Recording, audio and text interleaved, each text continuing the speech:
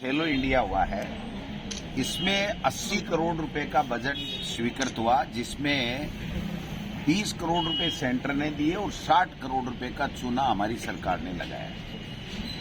ये खिलाड़ियों के लिए नहीं था, खिलाड़ी आए नहीं, जो आए उनको सुविधाएं मिली नहीं। ये अफसरों के घर भरने का एक तरीका था। इसमें भ्रष्टाचार हुआ है, भारी भ्रष्टाचार हुआ है और 5 स्टार के नाम से बुकिंग की गई, बच्चों को रहने के लिए जगह नहीं दी गई और उन 5 स्टार वालों से कमीशन लिया गया। और भी जितने भी चीजें हुई उसमें सब में कमीशन का खेल चला है।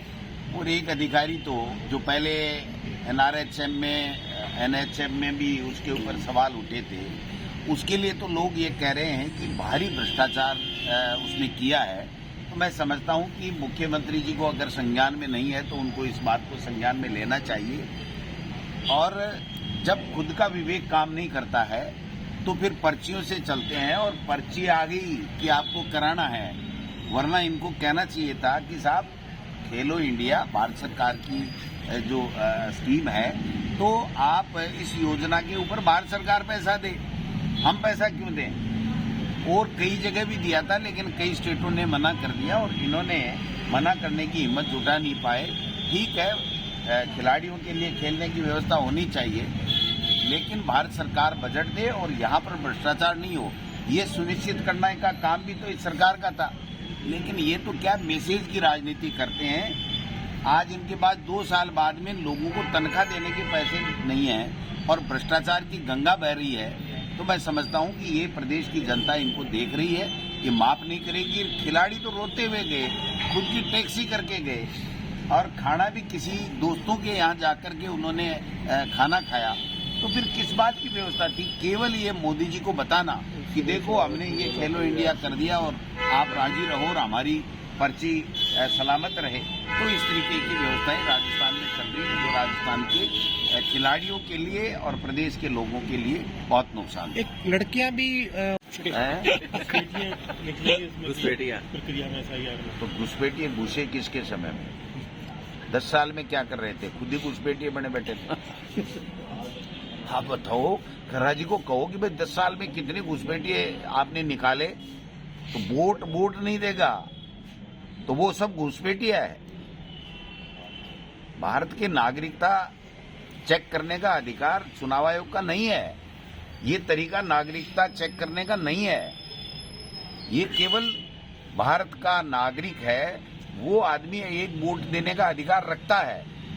तो नागरिकता ये चेक कर रहे हैं कि चुनाव आयोग से करवा रहे हैं? ज्ञानेश कुमार जी कर रहे हैं कि नागरिकता चेक? और फिर कितने को निकालते थे बता। अच्छा, वोट नहीं देगा मान लो, तो क्या उसका वोटर लिस्ट में नाम नहीं होगा तो क्या उसको पैक करेंगे जैसे अमेरिका ने भारतीयों को कर दिया? क्या ऐसा है इनका विचार? क्या कर सकते हैं ये? यहाँ जिसका वोट नहीं होगा, अभी देखना 29 लाख के लगभग ये वोट हैं, उसमें से शिफ्ट को निकाल दो, तो क्या उन सबको वोटर लिस्ट में नाम नहीं होगा? उसको इस फरवरी के बाद में 9 फरवरी के बाद में क्या भारत से, इंडिया से पैक करके कहीं दूसरे देशों में भेजने वाले हैं? ये सब जुमलेबाजी है, फालतू की बातें हैं, षड्यंत्र है सत्ता लूटने का। पहले लूट लिया इसलिए इनका मन चला हुआ है कि अभी भी लूट लेंगे। आदमी जनता को लूटने का काम है। जनता की गाड़ी कमाई का पैसा बर्बाद हो जाएगा और भूमाफिया मजे मार जाएंगे। ये भूमाफियाओं ने मुख्यमंत्री जी से और सरकार से सेटिंग करके और जनता को लूटने का एक जो स्कीम बनाई है और उसी के तहत यहाँ पर जो है वो ये रजिस्ट्रियां बंद की गई हैं। मतलब खर्रा जी का मैं बयान पढ़ रहा था, बड़ा हास्यास्पद था कि जब आपकी सरकार है और आप कह रहे हो कि जो सोसाइटी नए पट्टे नहीं काटेगी, ये नहीं है बात यह है कि पट्टों की अदला बदली में भारी भ्रष्टाचार होगा, जनता लूटेगी। जब तक 100 रुपए से ऊपर की किसी भी प्रॉपर्टी का, इमूवेबल प्रॉपर्टी का अगर उसका रजिस्ट्रेशन नहीं होता है तो वो इनवैलिड है। ये तो कानून है। और जब रजिस्ट्री नहीं होगी तो वो इनवैलिड है। उस पट्टे को आप जारी क्यों रख रहे हो? किसके लिए रख रहे हो? किसके साथ में भ्रष्टाचार करना चाहते हो? क्यों लोगों को, गरीब लोगों को लूट रहे हो? आप समझ सकते हो कोई बड़ा आदमी तो इस फेरे में आएगा नहीं, गरीब लूटेंगे। तो मैंने कल भी कहा था, मैं आज भी कह रहा हूँ, मुख्यमंत्री जी को तुरंत संज्ञान लेना चाहिए। और राजस्व की हानि हो रही है, इनके पास तनख्वाह देने के लिए पैसे नहीं है और ऐसे ऐसे कारनामे कर रहे हैं भूमाफियाओं को और फायदा देने के लिए कि जिससे और इनका राजस्व जो आय है वो घट जाएगी।